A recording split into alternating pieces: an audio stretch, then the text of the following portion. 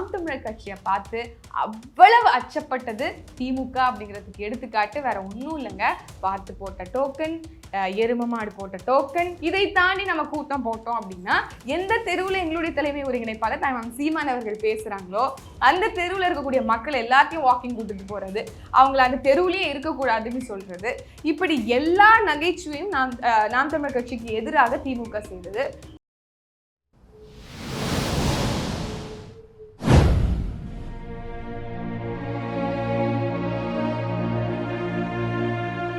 யாமறிந்த மொழிகளிலே தமிழ் மொழி போல் இனிதாவது எங்கும் காணோம். யாமறிந்த புலவரிலே கம்பனை போல், வள்ளுவன் போல், இளங்கோவை போல் இப்பூமிதனில் யாங்கனுமே பிறந்ததில்லை. ஊமையராய் செவிடராய் குருடர்களாய் வாழ்கின்றோம், ஒரு சொல் கேளீர் சேமமுற வேண்டுமெனில் தெருவெல்லாம் தமிழ் முழக்கம், தமிழ் முழக்கம் செழிக்கச் செய்வீர் என்ற பாட்டுக்கொரு புலவன் பாரதியின் வரிகளோடு உலகம் முழுக்க பரவி இருக்கக்கூடிய தாய் தமிழ் உறவுகளுக்கு அன்பு வணக்கம். அரசியல்னா சாக்கடை அப்படின்னு ஒதுங்கி நிற்கிறவர்களுக்கு மத்தியில அரசியலை பூக்கடையா மாத்தலாம் அப்படின்னு பேசுவதற்காக வாங்க இது தமிழ் முழக்கம், மூச்சை இழக்கலாம் பேச்சை இழக்கலாமா ஊடகம். இன்னைக்கு தலைப்பு என்ன அப்படின்னா 2025 ஈரோடு கிழக்கு இடைத்தேர்தல் வெற்றி நாம் தமிழருக்கு அப்படிங்கிறது தான். இதை குறித்து தான் இன்னைக்கு நாம பேச போறோம். என்னங்க ஊடகம் எல்லாம் டெபாசிட்டே காலி ஆயிருச்சு நாம் தமிழருக்கு, ஆனா நீங்க நாம் தமிழர் கட்சி வெற்றின்னு சொல்றீங்க அப்படின்னு நீங்க கேட்கலாம். இன்னைக்கு ஊடகங்கள் எல்லாருமே ஆட்சி அதிகார வர்க்கத்துக்கு கீழே இருக்கவங்களுடைய பே லிஸ்ட்ல இருக்காங்க அப்படிங்கறதுனால ஒரு நரேட்டிவ் செட் பண்ணணும் அப்படிங்கிறது நம்ம எல்லாருக்கும் புரியுது. அதனாலதான் தொடர்ச்சியாக வாக்குகள்ல அதிகரித்து வரக்கூடிய நாம் தமிழர் கட்சியை பார்த்து டெபாசிட் இழந்துட்டோம் அப்படிங்கிற அவங்கள ஒரு ஸ்மாலர் சப்ஜெக்டா காமிக்கணும் மக்கள் கிட்ட அப்படிங்கிறதுக்காக எடுக்கப்பட்டிருக்கக்கூடிய ஒரு முன்னகர்வா தான் நான் இதை பார்க்கிறேன். குறிப்பா என்ன சொல்லணும் அப்படின்னா, நாம் தமிழர் கட்சி 2016 முதல் தேர்தலை சந்தித்த போது 1.1 விழுக்காடு வாக்குகள் பெற்றது. அதற்கு பிறகு 4, அதற்கு பிறகு 6 விழுக்காடு, அதற்கு பிறகு 8 விழுக்காடுன்னு இன்னைக்கு 2025 ஈரோடு கிழக்கு இடைத்தேர்தல் 3வது முறையாக நடக்குது. அதாவது இடைத்தேர்தல் 2வது முறை, ஆனால் அந்த சட்டமன்ற தொகுதிக்கு 3வது முறையாக தேர்தல் நடந்தது. அதுல நாம் தமிழர் கட்சிக்கு 15.5 விழுக்காடுகள் வாக்குகள் வந்திருக்கு. இதனுடைய வெற்றி விகிதத்தை, நாம் தமிழர் கட்சியினுடைய வெற்றி விகிதத்தை பார்த்தோம் அப்படின்னா 130 மடங்கு சதவீதம் உயர்ந்திருக்கு அப்படிங்கிறதுதான் ஆய்வுகள் நமக்கு சொல்லுது. ஆனாலும் நாம டெபாசிட் இழந்ததுல அவங்களுக்கு மகிழ்ச்சி, குறிப்பா மற்ற ஊடகங்களுக்குலாம் மகிழ்ச்சி அப்படின்னு ஒரு சார்பு, அதிகாரத்துக்கு சார்பு நிலையை எடுத்திருக்கிறாங்க அப்படின்னா அவங்களுக்கு இருக்கக்கூடிய காழ்ப்புணர்ச்சியை தவிர்த்து வேற எதுவுமே இல்லை அப்படிங்கிறது தான் இன்னைக்கு அப்பட்டமாக தெரியுது. இன்னைக்கு தேர்தல் என்பதே ஒரு மிக கடுமையான சூழல்ல நடக்குது. ஃப்ரீ அண்ட் ஃபேர் எலெக்ஷன்ஸ்ன்னு சொல்றாங்க. ஆனா இந்த ஃப்ரீ அண்ட் ஃபேர் எலெக்ஷன்ஸ்ல ஃபேரா எலெக்ஷன் நடக்குதா அப்படிங்கிற ஒரு கேள்வி நம்ம எல்லாருக்குமே இருக்கும். கட்டாயமா ஃபேரா நடக்கல அப்படிங்கிறதுக்கு எண்ணற்ற உதாரணங்கள் கடந்த முறையில இருந்து இந்த முறை வந்திருக்கு. முதல்ல தேர்தல்னு அறிவிச்சது போது எல்லா கட்சிகளும், குறிப்பா அவர்களுடைய பாணியில சொல்லணும்னா எல்லா பிரதான கட்சிகளும் புறக்கணிச்சிருச்சு தேர்தலை. கேட்டா அவங்க ஜனநாயக முறையில நடக்காது அப்படின்னாங்க. கடந்த முறை இடைத்தேர்தல் மட்டும் ஜனநாயக முறையில நடந்துச்சா? அதுவும் இதே மாதிரி தான். பட்டியல் அடைச்சாங்க, சுற்றுலாக்கு கூட்டிட்டு போனாங்க, கொலுசு கொடுத்தாங்க, இன்ப சுற்றுலா கூட்டு போனாங்க, விருந்து வச்சாங்க, ஆட்டுக்கறி விருந்துன்னு சொன்னாங்க. என்னென்ன கூத்துகள் செய்யணுமோ எல்லாவற்றையும் செய்தது அன்னைக்கு ஈரோடு இடைத்தேர்தல்ல. அதே மாதிரியான சர்க்கஸ் இந்த முறை நடந்துச்சானா அவ்வளவு பெருசா நடக்கல. ஆனா கட்டாயமா சர்க்கஸ்கள் நடந்துச்சு. எந்த பிரதான கட்சிகளும் இல்லாத போதும் கூட நாம் தமிழர் கட்சியை பார்த்து அவ்வளவு அச்சப்பட்டது திமுக அப்படிங்கிறதுக்கு எடுத்துக்காட்டு வேற ஒன்றும் இல்லைங்க. பார்த்து போட்ட டோக்கன், எரும மாடு போட்ட டோக்கன், ஒரு ஆளுக்கு 1 மணி நேரம் அவங்க இந்த தெருவுல இருந்து அந்த தெரு வரைக்கும் நடந்தாங்க அப்படின்னா 200 ரூபா, 300 ரூபா, 500 ரூபா, 1000 ரூபாய், 2000 ரூபாய் வரைக்கும் மக்களுக்கு காசு கொடுத்துருக்காங்க. அது மட்டும் இல்லை, நீங்க பாத்தீங்க அப்படின்னா கடைசி அதாவது தேர்தல் அறிவிச்சு தொடங்கிய காலகட்டத்தில இருந்து அந்த பிப்ரவரிக்கு இன்னைக்கு தான் தேர்தல் நடக்க போகுதுன்னு என்னைக்கு தேர்தல் ஆணையம் அறிவிச்சதோ அப்போல இருந்து எண்ணிக்கை நடக்கிறது வரைக்கும், எண்ணிக்கை நிறைவு பெறுவது வரைக்கும் தொடர்ச்சியான இன்னல்கள் நாம் தமிழர் கட்சி வசம் வந்தது. குறிப்பா சொல்லணும் அப்படின்னா ஒரு நாளைக்கு 3 வார்டு தான் போகணும் அப்படிங்கிறத ஒரு கட்டளையா தேர்தல் ஆணையம் இருந்துச்சு. அதே மாதிரி அவர்கள் சார்பும் இருந்ததா அப்படின்னா இல்லை. ஏன்னா இன்னைக்கு சந்திரகுமார் சொல்றாங்க நாங்க 200 கிலோமீட்டர் நடந்தோம் அப்படின்னு சொல்றாங்க. குறுகிய காலகட்டத்துல அவர்கள் மக்களை சந்திச்சதா அவங்க சொல்றாங்க. ஆனால் எங்களுடைய வேட்பாளருக்கு 3 பேர் தான் போகணும், 3 வார்டு தான் போகணும், இவ்வளவு கொடிகள் போட்டிருக்கோம், எடுத்துட்டு போகக்கூடாது, அதை பண்ணக்கூடாது, இதை பண்ணக்கூடாது அப்படின்னு எக்கச்சக்க இடையூறுகள். இன்னும் சொல்ல போனா எங்க கிட்ட இருக்கக்கூடிய மிகப்பெரிய ஆயுதமாக நாங்கள் பார்ப்பது என்ன அப்படின்னா எங்களுடைய அறிவு தான், எங்களுடைய கொள்கை திறன் தான், எங்களுடைய சித்தாந்தம் தான். அதை மக்கள் கிட்ட கொண்டு போய் சேர்க்கணும் அப்படின்னா மேடைகள் அமைத்து பொதுக்கூட்டம் போட்டு மக்கள் கிட்ட எங்களுடைய நிலைப்பாடுகளும் எங்களுடைய கொள்கையும் முன்வைக்கிறது தான். ஆனால் அந்த பொதுக்கூட்ட மேடைகளே கடைசி நேரம் 6 மணிக்கு கூட்டம் போடுறோம் அப்படின்னா அந்த 5:30 மணிக்கு 6 மணி வரைக்கும் அங்க இருக்கக்கூடிய காவல்துறை வந்து ஒத்துக்காது, போடவே கூடாது, 6:30 மணிக்கு தான் போடணும், இத்தனை மணிக்கு தான் நீங்க பெர்மிஷன் வாங்கியிருக்கீங்க அப்படின்னு பல நெருக்கடியை கொடுப்பாங்க. இத்தனை மணி நேரம் தான் பேசணும். இதை தாண்டி நம்ம கூட்டம் போட்டோம் அப்படின்னா எந்த தெருவில் எங்களுடைய தலைமை ஒருங்கிணைப்பாளர் மேம் சீமான் அவர்கள் பேசுறாங்களோ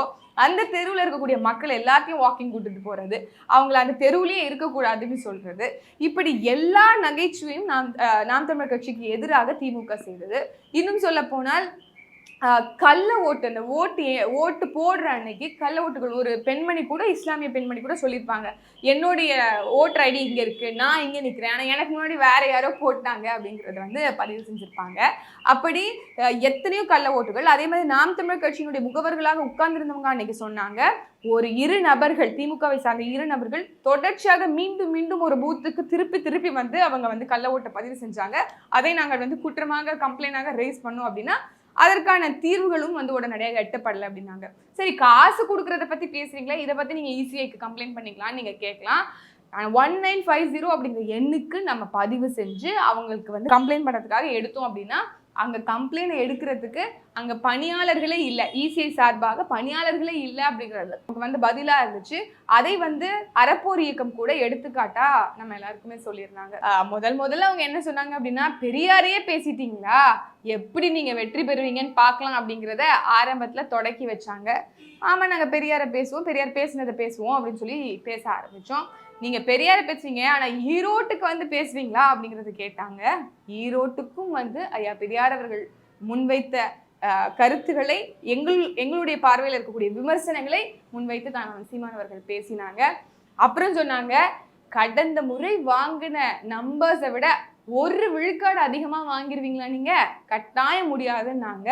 இன்றைக்கு 15.5 விழுக்காடுகள் அதிகமான வாக்குகளை வந்து நாம் தமிழர் கட்சிக்கு கொடுத்த அத்துணை ஈரோட்டு மக்களுக்கும் நம்மளுடைய தமிழ் முழக்கம் ஊடகம் சார்பாக ஒரு மிகப்பெரிய ஒரு நன்றியை தான் சொல்லணும். அதனால இது கட்டாயம் நாம் தமிழர் கட்சிக்கு கிடைத்திருக்கக்கூடிய வெற்றியாகத்தான் பார்க்கிறோம். இப்ப ஏன் நம்ம வந்து ஐயா பெரியாரை விமர்சிச்சதுனாலதான் இவ்வளவு வாக்கான்னு சில பேர் கேட்கலாம். இல்ல, ஐயா பெரியார் அவர்கள் ஒரு பேச்சு பொருளாக இருக்கிறாரா அங்க அப்படின்னா அதுவும் இல்லைங்கிறத ப்ரூவ் பண்ணிருக்கு அப்படின்னு நான் பார்க்குறேன். ஏன் அப்படின்னா, நாங்க ஐயா பெரியார் அவர்கள் சொன்ன முரண்பட்ட கருத்துகள், இன்னைக்கு நம்ம ஏற்றுக்க முடியாத கருத்துக்களை முன்வைக்கிறோம். அப்போ அதை அவதூறுன்னு பல பேர் வந்து பரப்பினாங்க.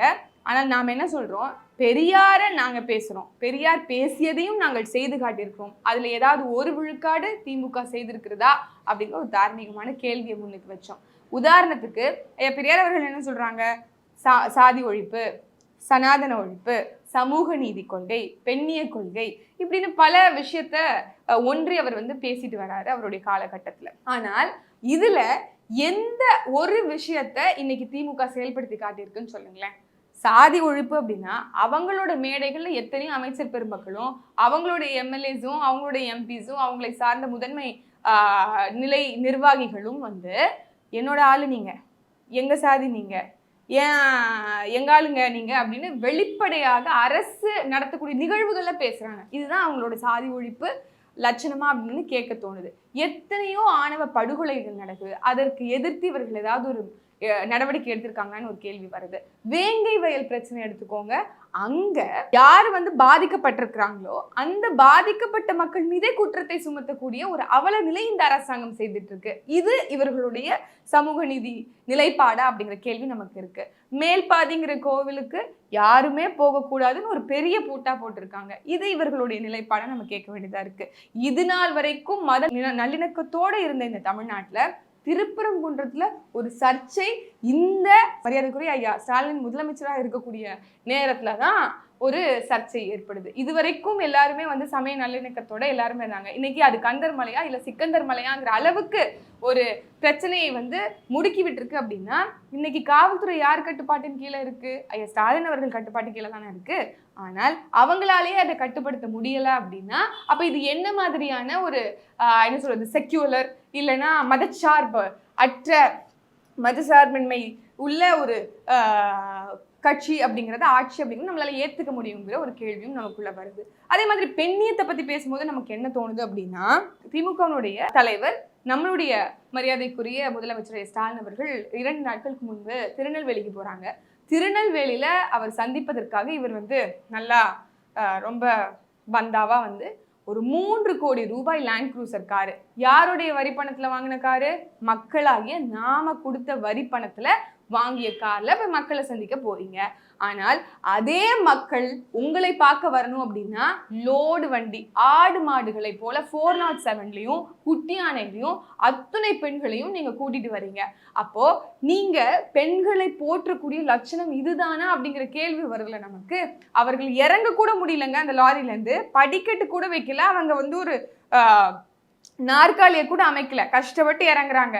இதுதான் உங்களுடைய பெண்ணிய லட்சணமான்னு கேட்க தோணுது. பெண்ணியம்னு பேசக்கூடிய நபர் நீங்க எத்தனை பெண்களுக்கான பிரதிநிதித்துவத்தை அமைச்சர் பெருமக்களை எம்எல்ஏ எம்பிஸை கொடுத்துருக்கீங்கன்னு ஒரு கேள்வி இருக்கு. மனசு இருந்தா கட்டாயம் கொடுத்துருக்க முடியும். இவ்வளவு சுதந்திரம் பெற்ற இந்தியாவில் இப்போதான் 33 விழுக்காடே வந்து செயல்படுத்தி இருக்கிறாங்க. ஆனால் திமுக உண்மையாக பெண்ணியத்தை போற்றக்கூடிய கட்சியாக இருந்தால் எத்தனையோ பெண்கள், ஆற்றல் மிகுந்த பெண்களே இல்லையா திமுகவில்? அவர்களுக்கெல்லாம் வாய்ப்பு கொடுத்துருக்கலாமே. இன்னைக்கும் பொதுச் செயலாளராக இருக்கக்கூடிய அக்கா கனிமொழி அவர்களுக்கு என்ன முக்கியத்துவம் இன்னைக்கு இருக்கு அப்படிங்கிற கேள்வி ஒண்ணு இருக்குல்ல. துணை முதலமைச்சரா அண்ணன் உதயநிதி ஸ்டாலின் அவர்கள் வர முடியும், ஆனா அக்கா கனிமொழி வர முடியாதாங்கிற ஒரு கேள்வி இருக்குல்ல. இது எல்லாத்துக்குமே அவர்கள்கிட்ட பதில் கிடையாது. அதனால இது எல்லா விதத்திலையும் உண்மையாக ஐயா பெரியார் சொன்ன கோட்பாடுகளை நடைமுறையில அதிகாரமே இல்லாம செயல்படுத்தி இருக்கக்கூடிய கட்சியாக நாம் தமிழர் கட்சி இருக்கு நான் உறுதியா சொல்லுவேன். காரணம் என்ன அப்படின்னா, தேடி தேடி பார்த்து எல்லா சமூகத்தை சார்ந்தவர்களுக்கும் வாய்ப்புகளை தேர்தல்களில் கொடுத்துட்டு வர கட்சியாக நாம் தமிழர் கட்சி இருக்கு. எல்லா மதத்தை சார்ந்தவர்களுக்கும் பிரதிநிதித்துவம் இங்க இருக்குது. பெண்களுக்கு சம வாய்ப்பு 50க்கு 50 விழுக்காடுன்னு கொடுத்துருக்கு. இப்படி எல்லா கூறுகளையும் நாங்க வந்து என்ன சொல்றது, தேடி தேடி பார்த்து சரியா செய்யணும்னு செஞ்சுட்டு இருக்கும் போது எங்கள் மீது விமர்சனம் வைப்பது என்பது அவதூறை தவிர்த்து வேற என்ன அப்படின்னா கேட்கறது தோணுது. போற போக்குல அவங்க எல்லாரும் சொல்லிடுறாங்க, இந்த மாதிரி ஐயா பெரியார் அவர்கள் வந்து அன்னைக்கு பேசினதான் நாங்க இன்னைக்கும் பேசணும். மரியாதைக்குரிய அண்ணன் சாலு ஷானவாஸ் அவர்கள் குறிப்பிட்டிருந்தாங்க, அன்னைக்கு பேசினதை தான் நாங்க வந்து இன்னைக்கும் பேசுறோம். ஐயா பெரியார் அன்னைக்கு பேசினதான் நாங்க இன்னைக்கு பேசுறோம். அப்போ எதுக்கு அந்த ஐயா பெரியார் அவர்களை தூக்கி கொண்டாடுறீங்க? அன்னைக்கு பேசியதை இன்னைக்கு வரைக்கும் பேசுவதற்காகவா திமுக என்ற ஒரு கட்சி இன்னைக்கு மக்களுக்கு தேவைப்படுது? இன்னைக்கு வரைக்கும் எந்த ஐயா சொன்ன கோட்பாடுகளையோ சீர்திருத்தங்களையோ இன்னும் சரிவர அது இந்த சமூகத்துல வந்து நிலைநாட்ட முடியாத ஒரு அவல நிலைக்கு எதற்காக ஐயா பெரியார் அவர்களை தூக்கி கொண்டாடுறீங்கன்ற ஒரு கேள்வி வருது இல்ல. ஒரு அணைக்கட்டாக நின்று தடுத்துக்கிட்டு இருக்காங்க. இன்னும் சொல்ல போனால் ஐயா பெரியார் அவர்களை வைத்து எங்களுடைய பல முன்னோர்களை அவமதிச்சுட்டு இருக்கக்கூடிய ஒரு முக்கிய கட்சியாக இருக்கக்கூடியது திமுக அப்படின்னு நாங்க சொல்றோம். எத்தனையோ முன்னோர்கள் நமக்கு இருக்காங்க. அயோத்திதாச பண்டிதர், வஉசி இருக்காங்க, ரெட்டைமலை சீனிவாசன் இருக்கிறாங்க, மாப்போசி இருக்கிறாங்க. இந்த தமிழ் தேசியம் என்கின்ற கருத்தில் இவர் எத்தனையோ பேர் முன்னாடி பேசியிருக்காங்க. 2009க்கு முன்னாடி 90களுக்கு முன்பு, அதாவது சுயநிர்ணய உரிமையோடு கொண்ட கூட்டாட்சி அரசு அப்படிங்கிற சுதந்திர இந்தியாவில வேணும்னு ஐயா மாப்போசி அவர்கள் பேசியிருக்காங்க. 90களுக்கு பிறகு தனித்தமிழ்நாடு அப்படின்னு பெருஞ்சித்திரனார் பேசியிருக்காங்க. எத்தனையோ பேர் பேசியிருக்காங்க. ஆனால் இந்த தமிழ் தேசிய கருத்தியல் சிந்தனை என்பது ஒரு புதிய கோணத்திற்கு மாறி இருக்கு அப்படின்னா அது கட்டாயமா 2009க்கு பிறகுதான். அது வரைக்கும் திராவிடத்திடம் தமிழர்கள் ஏமாந்து இருந்தோம் நினைச்சோம். ஆனால் அதற்கு பிறகுதான் திராவிடமே ஒரு ஏமாற்று என்று உணர்ந்திருக்கிறோம் அப்படிங்கிறது தான் நமக்கு இதுல இருந்து வந்து புரிதலாக இருக்கு. அப்போ சும்மா எல்லாரும் கொண்டு வந்துட்டு ஐயா பெரியாரை பத்தி பாருங்க, உங்க வாப்பா தமிழ் முழக்கம் ஷாலமீது அவர்களே வந்து தீர்க்கதரிசியா எழுதியிருக்கிறாரெல்லாம் சொல்லும் போது எனக்கு ஒண்ணுதான் சொல்ல தோணுது. இன்னைக்கு தான் சீமான் அவர்கள் அதை தான் சொன்னாங்க, ஒருத்தவங்களை நம்பலாமா வேணாமா அப்படின்னு எப்ப தெரியும்? நம்பி பார்த்தாதானே தெரியும். அது வழி வந்த பாதை, வழி நடந்த பாதை, இது வழி நடத்தும் பாதைன்னு சொல்றதுக்கு ஒரு அர்த்தம் இருக்கு. நாங்க இவ்வளவு விமர்சனங்களையும் முன்வைப்பதற்கான முக்கிய காரணம் என்ன அப்படின்னா, அவர் எடுத்த நிலைப்பாடுகள்ல சறுக்கல் இருக்கு, அவ்வளவுதான். துலுக்கர் என்று எப்படி சொல்லலாம்? துருக்கியிலிருந்து வந்தவர்களை துலுக்கர் என்று குறிப்பிட்டார்கள். ஆனால் இந்த மண்ணிலேயே பிறந்து இருந்தவர்களை, மதத்தை ஏற்றுக்கொண்டவர்களை, சாதிய பிரிவினைகளை எதிர்த்து போராடியவர்கள், மார்க்கத்தை, இஸ்லாமிய மார்க்கத்தை தழுவியவர்களை எப்படி துலுக்கர் என்று சொல்ல முடியும்? அது தெரிஞ்சிருந்தா கட்டாயம் வாப்பாவும் இப்போதைக்கு எதிர்க்க தான் செஞ்சிருப்பாங்க. துலுக்கர் என்று பல இடங்கள்ல பதிவு செய்கிறார். நீங்க தமிழர்களே இல்லைன்னு சொல்றார். எல்லாவற்றுக்கும் பண்மையில கூட ஐயா முதலமைச்சர் ஸ்டாலின் அவர்கள் சீமான் அவர்கள் பேசினாங்க. என்ன பேசினாங்க? மொழி என்பது நம்மளுடைய அடையாளம், நம்மளுடைய இனம், அதுக்கப்புறம் நம்மளுடைய பண்பாடு, இதெல்லாம் மாற்றி மாற்றி சொன்னாங்க. அப்போ கூட சீமான் அவர்கள் சொன்னாங்க, மொழி என்பது நம்மளுடைய அடிப்படை, அது இருந்தாதான் நம்மளுடைய பண்பாடு, நம்மளுடைய அடையாளம் காக்கப்படும். அப்போதான் நம்ம ஒரு தேசிய இனம் என்று அடையாளப்படுத்தப்படுவோம் அப்படிங்கிறத சொன்னாங்க. அதே மாதிரி இன்னைக்கு மொழி என்பது அடிப்படையாக இருக்கு அப்படின்னா திராவிடம் எங்களுக்கு எதுக்கு? திராவிடர் முன்னேற்றம் எதற்கு? தமிழ் என்ற உணர்வு போதுமே.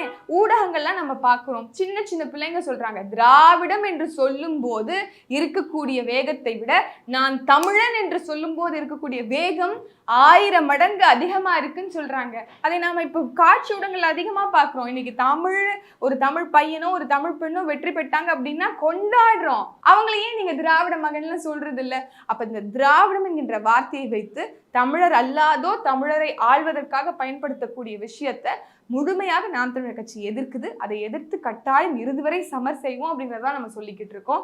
அதே மாதிரி இதை சொல்லிடணும்னு நினைக்கிறேன். இந்த புத்தகத்துல வாப்பா தான் இந்த புத்தகத்தை ஐயா சுபவீரபாண்டியன் அவர்கள் எழுதியிருக்கிறாங்க. பெரியாரின் இடதுசாரி தமிழ் தேசியம், அதுக்கு பதிப்புரை செய்தது என்னுடைய தந்தை தமிழ் முழக்கம் ஷாலமீன் அவர்கள் தான். ஆனால் அவர் அப்போது எழுதும் போது இறுதியாக அவர் எழுதியதையும் நான் சொல்ல விருப்பப்படுறேன். பெரியார் உட்பட யாரும் விவாதத்திற்கு அப்பாற்பட்டவர் அல்லர் என்பதில் எங்களுக்கு ஆழமான நம்பிக்கை இருக்கிறது.